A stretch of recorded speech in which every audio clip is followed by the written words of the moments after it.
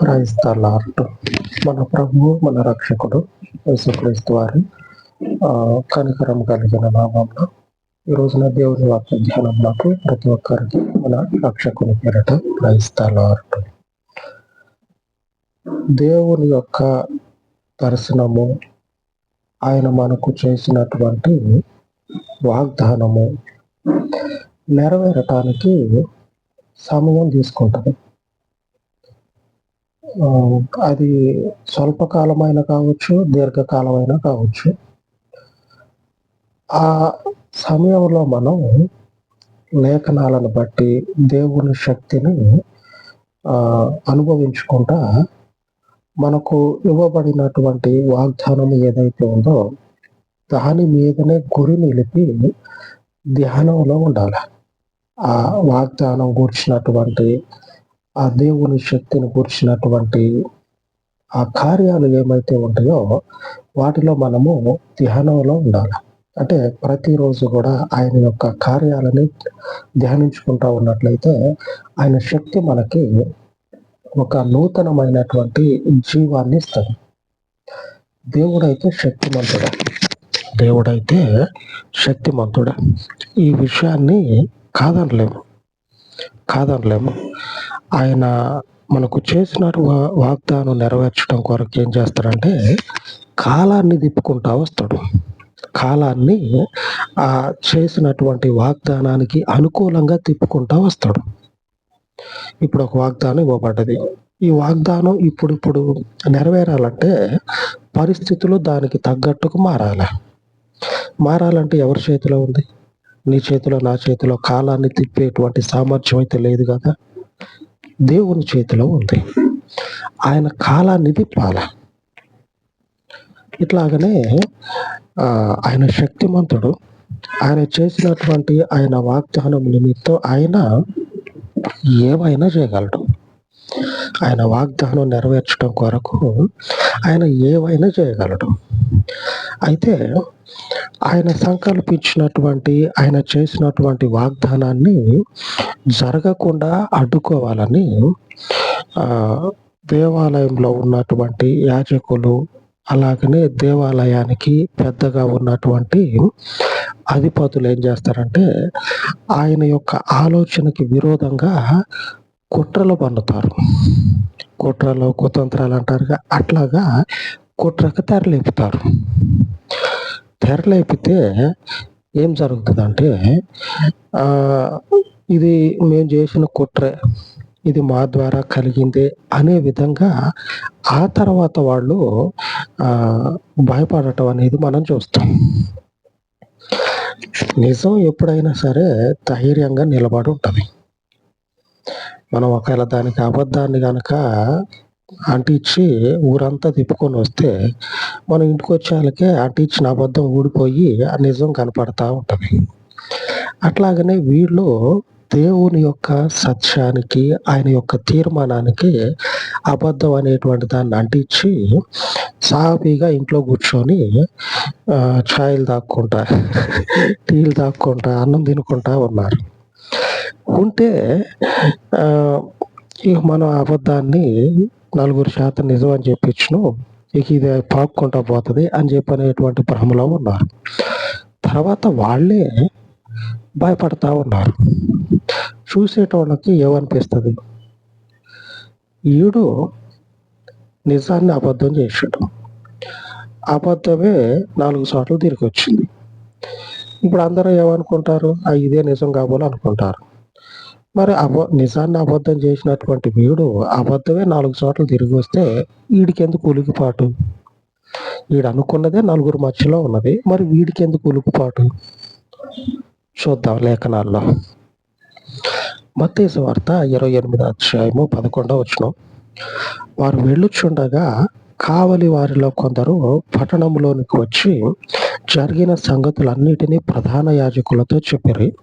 కాబట్టి వారు పెద్దలతో కూడి వచ్చి ఆలోచన చేసి ఆ సైనికులకు చాలా ద్రవ్యం ఇచ్చి ఏం చెప్పారంటే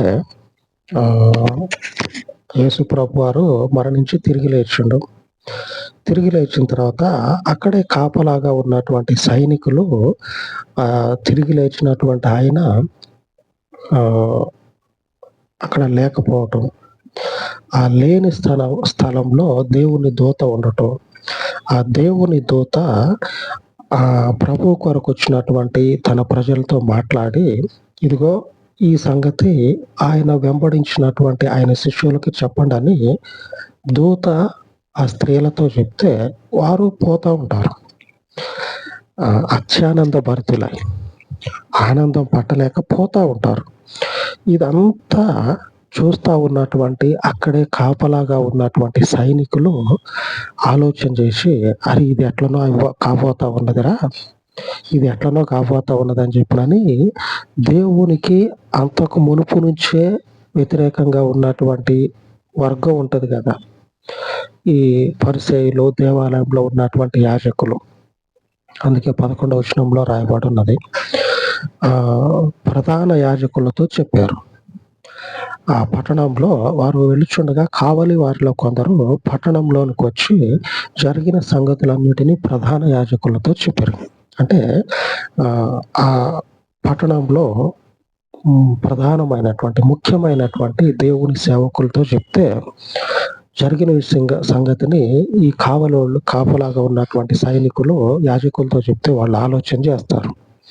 ఏమనంటే ఇంకా వారితో పాటు ఉన్నటువంటి పెద్దలు ఉంటారుగా, పెద్దోళ్ళు, వాళ్ళతో ఆలోచన చేసి ఒక కుట్ర పన్నుతారు. ఏమనంటే దేవునికి స్తోత్రం కలుగును గాక, దేవుడు చనిపోయిండు, ఇంకా తిరిగి లేవలా. ఆయన బతికున్నప్పుడు సువార్తల్లో అనేక సార్లు చెప్పును, నేను తిరిగి 3వ రోజు లెగుస్తా అని. తిరిగి లేవనటువంటి ఆ మనిషి లెగవక ముందే ఆయన శిష్యులు వచ్చి ఎత్తుకొని పోయారు అనేటువంటి విషయాన్ని సైనికులకు చెప్పి సైనికుల ద్వారా దాన్ని ప్రచురం చేయాలని కుట్ర పన్నుతారు. అప్పటికే ఆయన పునరుద్ధానుడై లెగవటం, లేచినటువంటి ఆ సమాధి యొద్ద, ఆ ఖాళీ సమాధి యొద్ద దేవుని దూత వచ్చి ఉండటం, ఆ దేవుని దూత చేత బోధించబడిన స్త్రీలు ఆయన లేడు, తిరిగి లేచిండు అని చెప్పానని శిష్యులతో చెప్పడానికి పోతా ఉండటం ఈ సైనికులు చూసి, సైనికులు పరుగున వచ్చి ఆ ప్రధాన యాజకులైనటువంటి వారికి సంగతి చెప్తే, ఈ ప్రధాన యాజకులు అక్కడ ఉన్నటువంటి పెద్దలతో ఆలోచన చేస్తే మన పబ్బం గడవదు, మనకి ఇక రేపటి నుంచి దిక్కు ఉండదు, మనల్ని ఎవరు లెక్క చేయరు. కాబట్టి మనం ఏం చేయాలంటే ఆయనతో పాటు తిరిగినటువంటి ఆయన సేవకులు, ఆయన శిష్యులు ఆయన చనిపోయి 3వ రోజు లెగుస్తా అన్నాడు కదా, 3వ రోజు లెగవక ముందునే వచ్చి మేము నిద్రపోతా ఉంటే ఆయన ఎత్తుకొని పోయి ఎక్కడో దాచిపెట్టి ఇక జనాలందరికీ చెప్తా ఉన్నారు, ఆయన నిజంగానే తిరిగి లేచిండని చెప్పనని చెప్తా ఉన్నారు అనేటువంటి ఈ విషయాన్ని సైనికులకు చెప్పి, లంచం ఇచ్చి సైనికులకు చెప్పి, ఇక ఇదే మాట చెప్పండి మీరు, ఎందుకంటే ఆడ నిజంగానే జరిగింది. అది ఏది జరిగింది? ఆయన పునరుద్ధానుడిగా తిరిగి లెగవటం, దేవుని దూత వచ్చి ఆ ఖాళీ సమాధి వద్ద కూర్చోవటం, దేవుని దూత వచ్చి ఆ ఖాళీ సమాధి యొద్ద కూర్చొని ఆ 3వ రోజున వచ్చినటువంటి ఆ స్త్రీలతోటి ఈ విషయాలన్నీ చెప్పటం. ఆయన లేడు, ఆయన చెప్పినట్టుగానే ఆయన మాట తప్పడం, దర్శనాన్ని తప్పించడం, ఇచ్చినటువంటి వాగ్దానాన్ని నెరవేర్చకుండా పోవడం. అంటారు కదా, 600 అయినా అని చెప్పనని, లోకం మాట అది. ఆయన చేసినటువంటి ప్రమాణ వాక్యము నెరవేరకుండా పోదు. భూమి ఒకవేళ తల్లకిందులే అయిందే అనుకోండి, అయినా కానీ ఆయన చెప్పినటువంటి మాట నెరవేరుతుంది. భూమి ఒకవేళ తల్లకిందులు అయిందిగా, ఈ కొద్దిలే చేతులు ముడుచుకుందాం అని ఉండదు. ఆయన సంకల్పించినటువంటి ఆయన ఆలోచన నెరవేరుతుంది, అంతే. ఆయన ఏదైతే అనుకున్నాడో అది జరిగి తీరుతుంది. కనుక మనకి ఇవ్వబడినటువంటి ప్రమాణ వాక్యాలు ఏమైతే ఉన్నాయో వాటి విషయంలో విశ్వాసము కలిగి ఆయన వెంబడే మనం నడవాలి. ఇక ఇట్లాగా బోధించబడ్డారు కదా, వీళ్ళు అదే విషయాన్ని ప్రకటన చేశారు. చివరిలో రాయబడి ఉన్నది 15వ వచనంలో ఆ పుకారు అనేది ప్రసిద్ధమైపోయిందంట. అంటే ఎవరిని కదిలిచ్చినా సరే ఇంకెక్కడ ఆయన లేచింది, ఆయన లేకపోలా పాడలే. వాళ్ళ శిష్యులు వచ్చి ఆయన తీసుకొని పోయి లేచిండు అని చెప్పినని ఒక పుకారు పుట్టించారు. అదే ఇప్పుడు జరుగుతూ ఉన్నది. ఆయన చనిపోయినోడు ఎప్పుడు లేచిండ్రా? చనిపోయినోడు ఎప్పుడన్నా లేచిండా? భూమి పలానా సమయంలో పలానా పరిస్థితుల్లో ఉద్భవించింది, ఇట్లాగా మనుషుని ఆవిర్భావం ఇట్లాగొచ్చింది అని చెప్పుకోవటానికి ఆధారాలు ఉన్నాయి. కానీ మనుషుడు చనిపోయి తిరిగి లేచిండని చెప్పని అనటానికి ఆధారం ఏడుందిరా? అదంతా పుకారు అని చెప్పనని ఇట్లా అనుకుంటా ఉన్నారు. ఎవరు? దేవుణ్ణి నమ్మినటువంటి వారు. నమ్మనటువంటి వారు ఏదంటే ఆయన నిజంగానే ఎవరైతే నమ్మలేదో వారు అనుకుంటా ఉన్నారు వీళ్ళు చెప్పేదే నిజం. ఈ యాజకుల చేత బోధించబడినటువంటి సైనికులు ఉన్నారు కదా, ఆ సైనికులు ఇట్లాగ మాట్లాడుతూ ఉన్నారు కదా, ఆయన శిష్యులు వచ్చి ఆయన ఎత్తుకుపోయారని. ఇదే నిజం అని చెప్పనని నమ్మనటువంటి వారు యూదులు. అనగా యూదులకి ఈ రోజు కూడా అది ఫేమస్ అయిపోయింది. ఆ మాట అనేది ప్రసిద్ధం అయిపోయింది. నిజానికి దేవుని యందు విశ్వాసం ఉంచినటువంటి మన జీవితాల్లో మనకు తెలియాల్సింది ఏంటంటే ఆయన పునరుత్థానుడు. ఆమేన్. ఆయన పునరుత్థానుడు. ఆయన మరణాన్ని జయించి తిరిగి లేచిండు. ఆ కావలి వారు లంచం తీసుకొని యాజకులు ఏ మాట అయితే చెప్పారో అదే మాటని ప్రచురం చేశారు. పుకారు లేపారు. ఆ పుకారే వాళ్ళ మధ్యలో ఫేమస్ అయిపోయి ఉన్నది. ఇప్పుడు అనుకుంటా ఉంటారు, అసలు భూమి పుట్టినప్పటి నుంచి ఎప్పుడన్నా ఎన్నడన్నా ఉందా? లేదు కదా.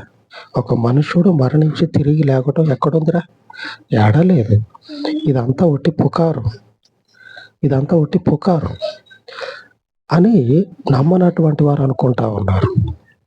నమ్మినటువంటి వారికి ఏం జరుగుతూ ఉన్నదంటే చూడండి, అపోస్తల కార్యము 4వ అధ్యాయము 1వ వచనం. అపోస్తల కార్యం 4 1వ వచనం. వారు ప్రజలతో మాట్లాడుచుండగా యాజకులను, దేవాలయపు అధిపతియు, సద్దూకయులను వారు ప్రజలకు బోధించుటయు, యేసును బట్టి మృతులలో నుండి పునరుద్ధానము కలుగునని ప్రకటించుటయు చూచి కలవరపడి వారి మీదకి వచ్చి. ఈడ వాళ్ళ బండారం బయటపడతా ఉంది. యాజకులను, దేవాలయపు అధిపతియు, ఆ పట్టణంలో ఉన్నటువంటి ఆ యాజకులే, ఆ గుంపే బయలుదేరి వచ్చి కలవరపడి ఒకవేళ వీళ్ళు చెప్పిందే నిజమైతే, వీళ్ళు ఒక పుకారు లేపారు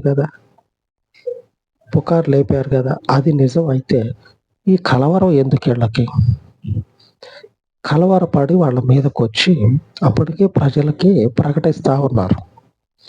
వాళ్ళని బోధించినట్లుగానే ఈ యాజకులు ముందుగానే ఆలోచన చేశారు. ఎందుకంటే అన్ని రాసుకుంటా ఉన్నారు. ఆయన జీవించినప్పుడు ఏం చేసిండు, ఏం చేయబోతా ఉన్నాడు అని చెప్పుకుంటా ఉన్నాడో అవన్నీ రాసుకున్నారు. చనిపోయిన తర్వాత జరగబోయేటువంటి పరిస్థితి అంచనా వేసి ఇట్లాగా ఆలోచన చేసి సైనికులకు ఈ మాట చెప్పారు. మీరు ఎట్లాగనే చెప్పండి అని. అట్లాగనే చెప్పారు. ఆ తర్వాత నెమ్మదిగా ఉండాలిగా, టీ తాక్కుంటా, పల్లీలు తినుకుంటా, సమోసా తినుకుంటా నెమ్మలంగా ఉండాలిగా.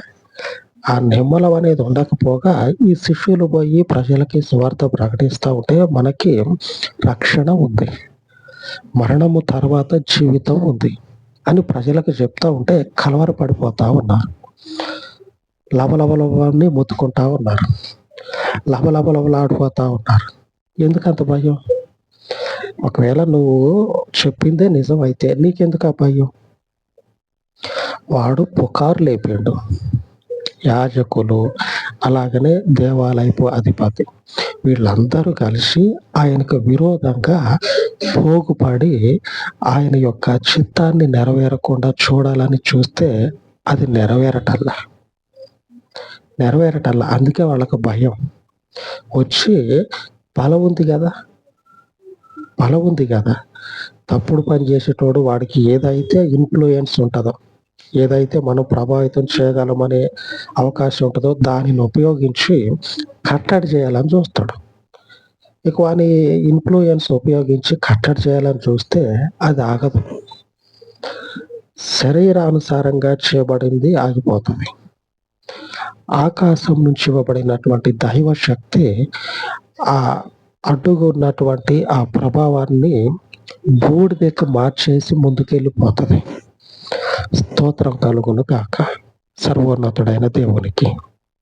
వీళ్ళంతా క్రీస్తును గూర్చినటువంటి సువార్తను ప్రకటిస్తూ ఉంటే కలవరపడిపోతూ ఉన్నారు.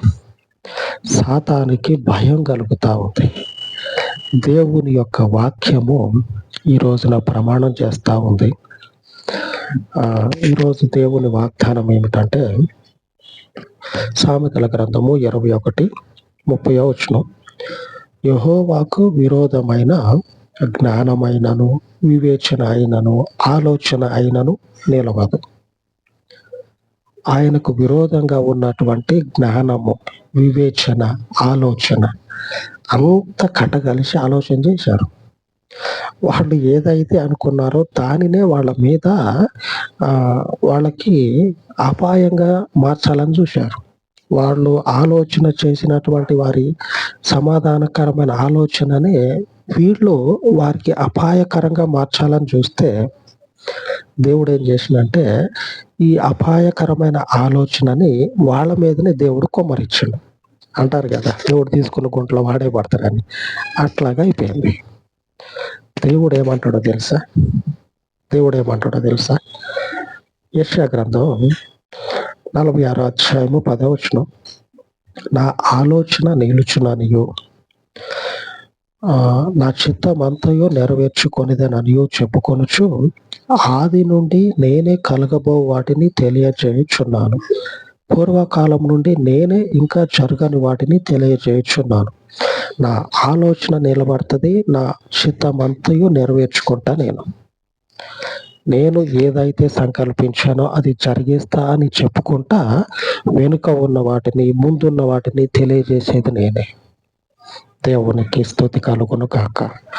దేవుని నామానికి మహిమ కలుగును గాక. మన దేవుడు ఆయనకి విరోధంగా పోగుపడినటువంటి ఎటువంటి ఇన్ఫ్లుయెన్స్ అయినా సరే, ఎవడు ఎంతటి ప్రభావాన్ని చూపించగలిగినటువంటి వాడైనా సరే, వాని ఇన్ఫ్లుయెన్స్ అంతా కూడా పాతాళంలో దిక్కుమొక్కు లేకుండా పడి ఉంటుంది.